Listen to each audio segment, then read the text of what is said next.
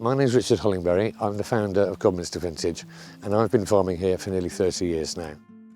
As an organic farm, we believe that we can help biodiversity increase and wildlife to thrive. We have lots of native hedgerows here, which we only cut every other year. They provide very good cover if there are predators around, and so there's somewhere for them to hide. There's very good nesting potential in them, and if you have nice, thick, strong hedges, then again it's a good, safe nesting environment.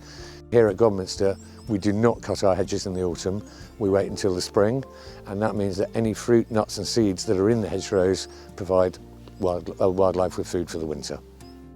And when I first got here, we planted 25,000 broadleaf trees in 13 blocks. We love leaving wild corners untouched and all scrubbed up so that the wildlife can do their thing. It's easy enough to do. There's always a tricky corner where the tractor isn't very efficient, a steep bit, a wet bit and so on and so forth. And we have really quite a lot of them here at Godminster. I in particular like leaving them around the areas of water, so I think that's a double attractor. And since we've been here, we've dug over 17 ponds, some of which are to do with the dairy and keeping the water clean coming out of the dairy, others of which are just simply for wildlife themselves. The lack of use of chemical sprays is one of the reasons that we have so much wildlife here. Everything in the food chain will start with insects, and without the insects, other things can't follow.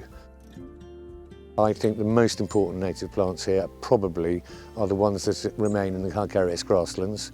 These are permanent pastures which have never been ploughed, and I think, as most people know, for food production purposes, a lot of those were ploughed up after the war, so they're extremely rare now.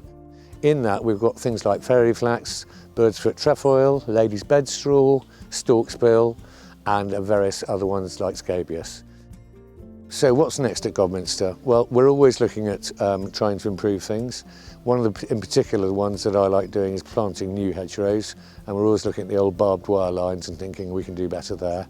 There's plenty of established woodland here as well, and we manage that on an annual basis. And we're always looking to do extra bits and pieces, whilst remembering that we're still a food business producing food for the country.